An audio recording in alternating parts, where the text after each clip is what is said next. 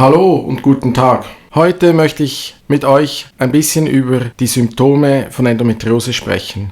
Endometriose kann sehr viele verschiedene Symptome machen und diese werden zum Teil ganz falsch verstanden oder falschen Organen zugeordnet und führen dazu, dass falsche Abklärungen gemacht werden. Was ist denn typisch für eine Endometriose?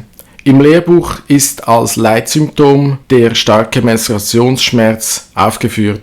Das Leitsymptom ist quasi diese Beschwerde oder die Schmerzen, die am häufigsten auftreten. Wenn eine junge Frau bereits ab der ersten Menstruation sehr starke Menstruationsschmerzen hat, deswegen auch zum Beispiel nicht in die Schule konnte oder im Alltag immer wieder stark eingeschränkt ist, dann ist alleine aufgrund dieser Situation schon mit sehr hoher Sicherheit davon auszugehen, dass es eine Endometriose und/oder Adenomiose vorliegt. Die Dysmenorrhoe, der Mensschmerz, ist aber bei weitem nicht das einzige, was an Beschwerden durch die Endometriose verursacht werden kann. Als erstes bestehen häufig Schmerzen im Bereich des Unterbauches. Unterbauchschmerzen sind sehr häufig bei Frauen durch Endometriose bedingt. Natürlich sind diese Schmerzen häufig in der Umgebung der Gebärmutter und des kleinen Beckens, wo eben die Gebärmutter ist und wo das Bauchfell ist, wo es häufig Endometrioseherde hat. Häufig bestehen Unterbauchschmerzen, die mehr oder weniger vom Zyklus abhängig sind, das muss aber nicht unbedingt so sein. Häufig werden auch Eisprünge schmerzhaft gespürt, was bei Frauen, die keine Endometriose haben, weniger häufig vorkommt. Endometriose macht häufig Schmerzen im Bereich der umliegenden Organe. Direkt vor der Gebärmutter liegt die Harnblase. Die Entzündungsreaktion, die durch die Endometriose entsteht, kann für die Harnblase häufigen Harndrang, Schmerzen bei voller Blase oder Schmerzen bei der Entleerung der Harnblase verursachen. Manchmal kann diese Symptomatik auch mit wiederkehrenden Blasenentzündungen verwechselt werden. Weiter können diese Schmerzen im Unterbauch, in den Rücken und in die Beine ausstrahlen. Einerseits kann es durch die Schmerzen zu einer Verspannung der Haltungsmuskulatur kommen, was eben typischerweise zu Rückenschmerzen führt, aber auch Schmerzen im Beckenbodenbereich machen kann. Oder durch die entzündliche Reizung im kleinen Becken kann es zu Reizungen der Nerven kommen, die ins Bein gehen. Manchmal wird vermutet, dass Endometrioseherde im Bereich der Nerven direkt sind. Dies ist aber sehr selten der Fall und kommt fast nur bei Frauen vor, die schon vorgängig Operationen hatten. Meistens sind es Schmerzen, die verursacht werden durch die Entzündungsreaktion, die relativ nah an diesen Nerven dran sind im kleinen Becken. Die Unterbauchschmerzen werden nicht so selten verstärkt durch die Schmerzen der Muskulatur im Beckenboden, der Haltungsmuskulatur des Beckenbodens, die sich schmerzhaft verspannen kann durch die chronische Reizung aus dem Bauchraum. Manchmal ist es auch die Beckenbodenmuskulatur, die hauptsächlich Schmerzen macht und die zum Beispiel auf Druck empfindlich ist. Ein weiteres ganz typisches Symptom bei Endometriose sind Schmerzen beim Sex. Schmerzen beim Geschlechtsverkehr oder medizinisch als sogenannte Dyspareunie bezeichnet, kommen häufig vor und können verschiedene Ursachen haben. Meistens kommen sie im Zusammenhang mit der Penetration, also dem Eindringen des Penis in die Scheide vor.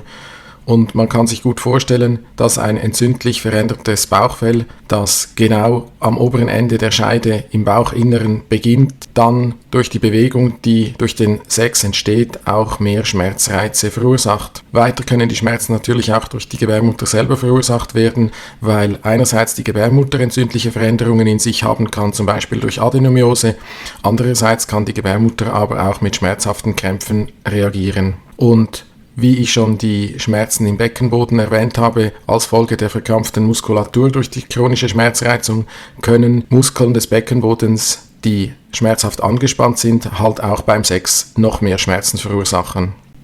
Schmerzen beim Sex oder Dyspareunie kommen sehr häufig vor. Die meisten Frauen mit Endometriose sind davon mehr oder weniger auf die eine oder andere Weise betroffen. Manchmal sind die Schmerzen so stark, dass Geschlechtsverkehr überhaupt nicht möglich ist. Ein ganz wichtiger Punkt sind die Darmsymptome. Viele Frauen mit Endometriose haben auch Probleme mit ihrer Darmfunktion. Der Darm hängt mit seinen Darmschlingen im Bauchraum und in diesem Bauchraum ist bei Endometriose eine chronische Entzündungsreaktion vorhanden. Und wir wissen, dass auch in der Umgebung der Gebärmutter die Entzündungsbotenstoffe in höherer Konzentration vorkommen bei Frauen mit Endometriose als bei Frauen, die keine Endometriose haben. Wenn der Darm in dieser Umgebung dieser chronischen Entzündung liegt, wird auch dieser Darm oder die Darmschlingen durch diese Entzündungsreaktion beeinträchtigt. Und es kann im Extremfall zu Symptomen kommen, die sich sehr ähnlich äußern wie die Symptome einer sogenannten chronisch entzündlichen Darmerkrankung, also einer Erkrankung, die den Darm direkt betrifft. Bei solchen Beschwerden werden häufig eine Darmspiegelung angemeldet, wo dann eigentlich nicht so überraschend nichts Auffälliges gefunden wird. Die Symptome, die bei Endometriose im Zusammenhang mit dem Darm auftreten, entsprechen sehr häufig den Symptomen, die auch bei einem sogenannten Reizdarmsyndrom vorkommen. Es kommt zu schmerzhaften Darmkrämpfen, zu Blähungen, zu wechselnder Stuhlkonsistenz von dünn bis obstipiert, also verstopft. Und wahrscheinlich sind ganz viele sogenannte Reizdarm durch Endometriose bedingt. Natürlich kann eine Endometriose auch direkt auf den Enddarm Beschwerden machen, indem zum Beispiel Schmerzen beim Stuhlgang direkt auftreten. Manchmal gibt es auch sogenannte tiefe Endometrioseherde, die direkt in der Darmwand sind und die auch einen schmerzhaften Stuhlgang verursachen. Häufig ist es aber die Endometriose auf dem Bauchfell in nächster Umgebung des Enddarmes, welches eine ähnliche Symptomatik verursacht. Ganz wichtig im Zusammenhang mit der Darmtätigkeit ist das, was wir als Leaky Gut bezeichnen.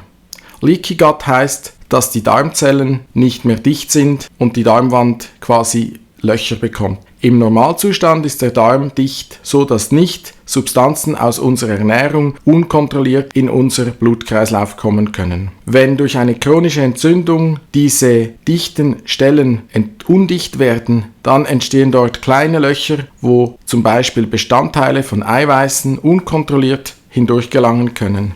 Wenn Eiweißbestandteile oder andere quasi Fremdkörper durch diese Lücken hindurchkommen, dann reagiert unser Immunsystem darauf und macht dadurch wieder eine Entzündungsreaktion. Die Situation unterhält sich also auch selber.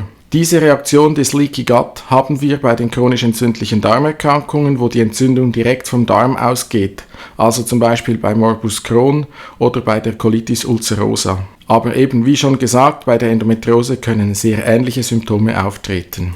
Ein Darm, der nicht mehr richtig funktioniert, ist auch anfällig für Unverträglichkeit von gewissen Lebensmitteln. Hier sind es dann diese Lebensmittel, die unserem Darm sowieso schon Probleme bereiten können. Allen voran ist es das Gluten aus dem Weizen. Gluten ist eigentlich eine Substanz, die wir nicht in allzu großer Menge zu uns nehmen sollten. Ein gesunder Darm kann aber eine gewisse Menge verkraften. Unsere heutige Ernährung besteht in einem hohen Maß aus Weizen und dieser Weizen ist so gezüchtet, dass er einen hohen Anteil an Gluten hat, weil dieses Protein dazu führt, dass der Teig klebrig wird und schöne luftige Blasen macht. Das führt aber auch dazu, dass wir über die letzten Jahrzehnte immer höhere Dosen von Gluten in unserer Ernährung haben. Wenn jetzt ein Darm vorgeschädigt ist, dann wird er irgendwann nicht mehr mit dieser Menge an Gluten zurechtkommen und es besteht dann eine Unverträglichkeit von Gluten, von Weizenprodukten. Man sucht dann eine Zöliakie, eine Erkrankung, welche eine direkte Reaktion auf das Gluten ist, die man dann aber nicht findet. Weitere Lebensmittel, die für unseren Darm problematisch sind, sind ein hoher Anteil an Proteinen aus tierischen Produkten, ganz typisch Milchproteine, Milcheiweiß aus UHT-Milch, ultra hochtemperiert und homogenisiert, weil diese Eiweißbestandteile durch die Verarbeitung dieser Milch in kleine unnatürliche Partikel zerstückelt sind, die dann noch einfacher durch die Darmwand gehen, die eine gewisse Undichtigkeit hat.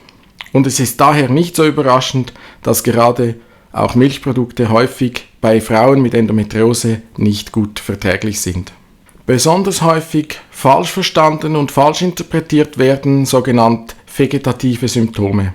Unser vegetatives Nervensystem hat zwei Hauptanteile, der Sympathikus und der Parasympathikus. Der Sympathikus ist aktiv, wenn wir aktiv sind, wenn wir Sport machen, wenn wir aufgeregt sind, wenn wir aktiv sind. Er macht uns munter, er erhöht unseren Puls und unseren Blutdruck.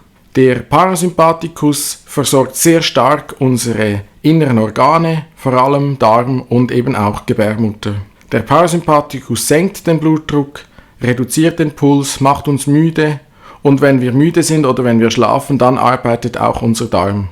Wenn jetzt bei Endometriose und Adenomiose die Gebärmutter sehr stark aktiv ist, wird dadurch auch sehr stark der Parasympathikus gereizt. Es kommt quasi zu einer Überdosis an Parasympathikus. Dadurch wird der Blutdruck und der Puls gesenkt und zwar zum Teil so ausgeprägt, dass es zu Bewusstlosigkeit kommen kann. Häufige Symptome einer starken Parasympathikusaktivität sind Übelkeit, Kaltschweißigkeit oder eben Schwarzwerden vor den Augen bis zu Synkopen, also kurzzeitige Bewusstlosigkeit, was dann häufig fehlinterpretiert wird und was häufig zu notfallmäßigen Einweisungen führt.